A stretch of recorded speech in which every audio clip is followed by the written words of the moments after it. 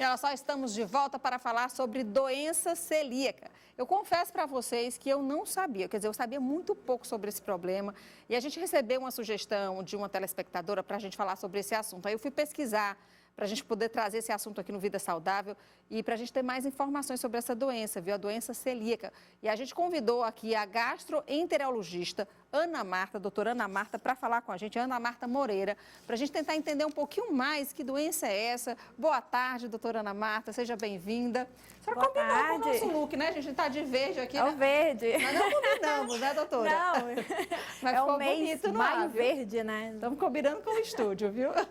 Olha só, doutora, seja muito bem-vinda aqui. Obrigada, é um prazer. A gente queria entender um pouquinho mais sobre a doença celíaca. Eu confesso que eu fiquei assim... Abismada. Abismada. Eu disse, gente, a gente tem que, mesmo que a gente não tenha ninguém na família da gente, mas a gente precisa ajudar essas pessoas, porque não é só o fato, gente, de se alimentar.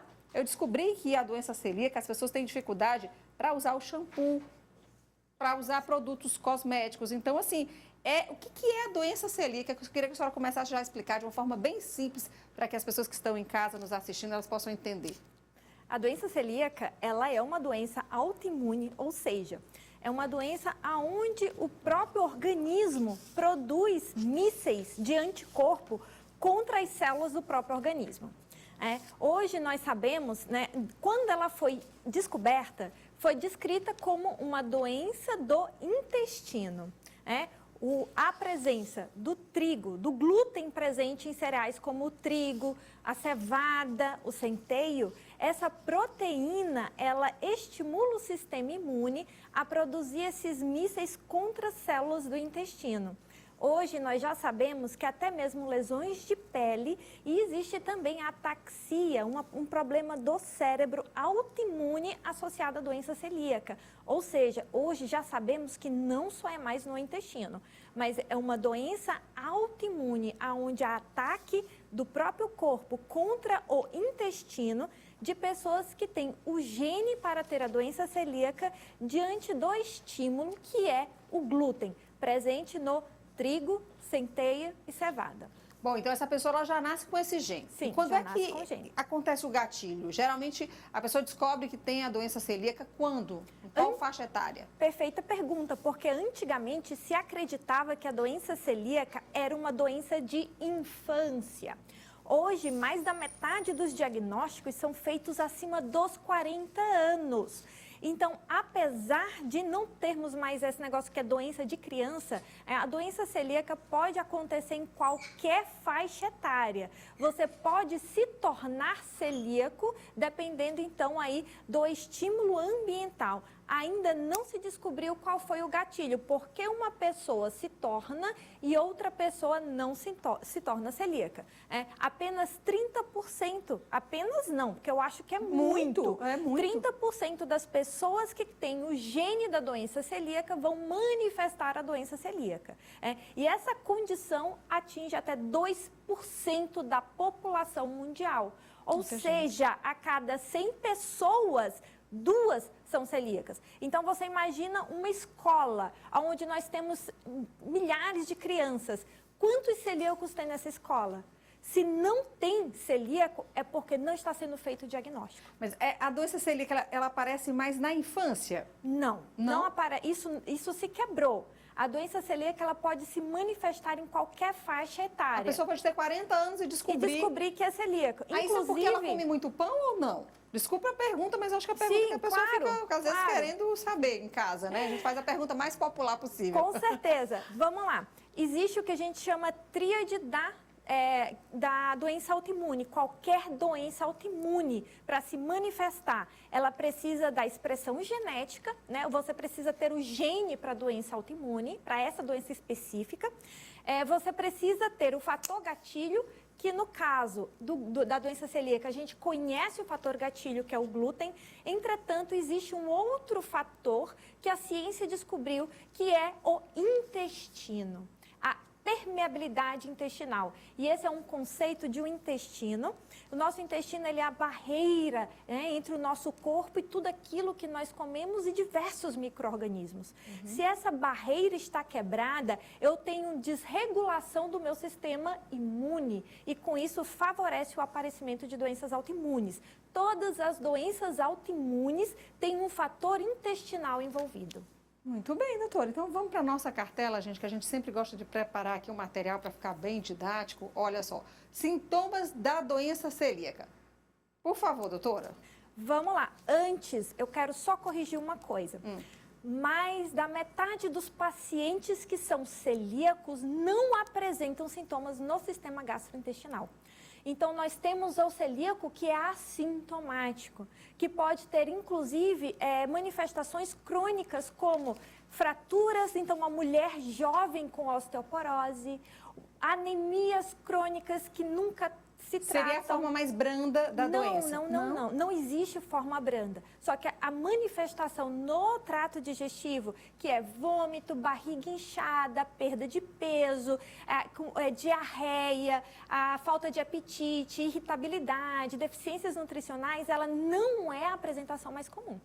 A apresentação mais comum, ela é escondida. É por isso que a doença celíaca ela é a doença que a gente tem, sabe tanto, porém faz tão pouco diagnóstico. Então, pessoas que têm doenças, por exemplo, a queixa mais frequente no celíaco é relacionada ao refluxo, mesmo sem alteração no trato, mesmo sem alteração de diarreia. E quando que aparecem esses sintomas? Isso aqui aparece mais ou menos 20-30% das pessoas.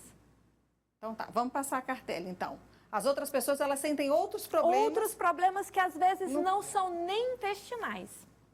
Incrível. A gente tem aqui, a gente tem um vídeo aqui de uma pessoa que mandou pra gente que eu acho que vai ser muito, muito interessante. A gente vai conhecer um pouco da história da Linda Andrade, que descobriu que tinha doença celíaca há 5 anos. Vamos conferir? Meu nome é Linda Andrade, eu sou analista de mídias sociais e convivo com a doença celíaca há cerca de 5 anos. E o dia a dia do celíaco ele é repleto de desafios, além da vigilância constante com os alimentos que eu tenho que consumir. Eu preciso verificar os rótulos para saber se esses alimentos não contêm glúten. Eu preciso ter uma vida sem glúten. Então, isso inclui cuidado também com cosméticos, produtos de limpeza.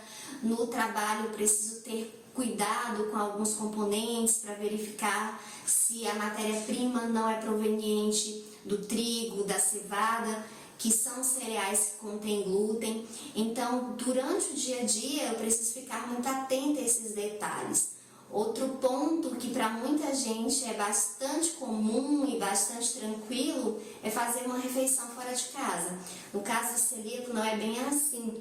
Comer fora de casa é bastante delicado porque muitas vezes os restaurantes não trazem as informações corretas, adequadas sobre os pratos. Os atendentes têm dificuldade de saber o que é o glúten, se aquele prato tem glúten, se o celíaco pode se alimentar naquele local com segurança. Então, eu costumo dizer que a desinformação é a grande inimiga do celíaco. Olha aí o caso da... Eu fiquei impactada um pouco com o depoimento dela, porque a gente vê como é a dificuldade, né? Essa dificuldade... me tocou muito o depoimento dela, da Linda. Toda vez que a gente fala sobre esse assunto, eu chego até a emocionar. Eu não sou celíaca, né? Mas eu me dou muito à causa celíaca justamente por conta disso. E nós tivemos recentemente, inclusive, um grande chefe de cozinha que tem uma presença na televisão digital, dando uma entrevista em um programa muito famoso, na qual ele fala que há 10 anos atrás não se existia problema com glúten. Nós estamos falando de uma pessoa que tem influência na mídia, falar que esses desafios das pessoas que têm doença celíaca não existiam e que se você tem problema com glúten, você fique em casa ou você vá para um hospital comer, porque restaurante não é hospital. Então, quando nós trazemos essas histórias para um programa, é justamente para mostrar, gente, doença celíaca existe. é comum e muitas pessoas sofrem e não encontram apoio aonde deveriam encontrar. Então, a gente está no mês de conscientização, de levar essa história, de dar voz a essas pessoas que sofrem no dia a dia para ter seus direitos básicos de segurança reconhecidos e respeitados. A gente tem algumas perguntas, doutora. Eu acho que o tempo vai ser até curto para a gente falar tanto que a gente quer falar, mas olha lá, a Amanda, ela é de Altos no Piauí, ela diz, boa tarde, como posso saber se tenho esse gene da doença celíaca? Como vou conseguir substituir os alimentos que provocam a doença? O gene, ele pode ser dosado no sangue, né? O HLA-DQ2, HLA-DQ8. Entretanto, somente 30% das pessoas com o gene, ele vai desenvolver a doença celíaca em algum momento da vida dele. Então, você ter a genética não é destino de você desenvolver a doença, tá? Então, esse é o primeiro ponto. O segundo ponto, quando nós falamos de uma dieta isenta de glúten, o primeiro sentimento das pessoas que tem é justamente esse. E agora, o que eu vou comer? Né? Porque nós estamos tão acostumados a uma dieta rica em trigo que nós nem imaginamos uma vida fora de uma dieta sem trigo. Ou seja, bolo, pão, macarrão. Exato. A cerveja também não pode, porque também tem a cevada. A cevada. Sim, cerveja e outra, como a Linda falou na história dela. Não adianta só você não comer pão. Se você for em um churrasco e tiver um pão de alho na grelha e a sua carne... pertinho. Exato, a sua carne, então você já não vai poder comer a carne que não tem glúten, mas ficou numa grelha que tinha um pão de alho. Doutora Ana Marta, a gente tem outra pergunta. Vamos tentar responder mais rápido para poder a gente ter mais participação. Alergia ao ovo também é doença celíaca? Essa pergunta é da Terezinha Dias, da Santa Maria da Codipe. A doença celíaca, ela não é uma alergia, tá? Você não tem alergia ao trigo. Você desenvolve uma reação imunológica contra o seu próprio organismo. E quem desencadeia essa doença são os alimentos que têm uma proteína chamada glúten, que ela está presente no trigo, cevada e centeio. Então, o ovo não está na história. Eu quero que a gente vai ver o vídeo, agora conhecer a história da Cléa Bento. Ela tem um filho de 14 anos que também convive com a doença celíaca. Vamos ver o depoimento dela. Sou a Cléa Bento, sou idealizadora do grupo de celíacos do Piauí e mãe de um celíaco. Então, convivo com essa realidade, né, de dieta isenta de glúten para celíaco há quase 14 anos. Logo após o diagnóstico do nosso filho, nós tivemos a necessidade e percebemos que seria necessário mudar toda a rotina da casa, no sentido de que todos precisavam nos adaptar a essa nova dieta para garantir a saúde do nosso filho. Quanto mais passava o tempo, se percebia que essa desinformação acerca da doença celíaca, eu digo desinformação porque a ADC nem é considerada uma doença rara, ela é uma doença desconhecida e não rara. Então a gente percebe que essa falta de informação, essa falta de discussão e de visibilidade termina por prejudicar, aumentando mais ainda a restrição alimentar do celíaco. Isso porque, muito embora haja uma oferta que parece crescente de alimentos sem glúten, na grande maioria essa oferta não é adequada para o celíaco. Então, nós sentimos a necessidade de, enquanto grupos e associações, estabelecermos um mês do ano, que seria maio, como o mês da consciência celíaca, no sentido mesmo de darmos visibilidade. Olha só, a Cléa falando aí, gente, ela tem uma luta muito grande, viu? Olha, mandando coração aí para a Cléa. Ela tem uma luta muito grande, justamente para criar uma lei, né? Para que o mês de maio se determine um dia no mês de maio, justamente para essa questão da conscientização da doença celíaca. Porque a gente estava conversando que não é uma doença rara, gente. Ela é uma doença desconhecida e subdiagnosticada. Para cada paciente que nós diagnosticamos, nós temos 3 a 4 sem diagnóstico.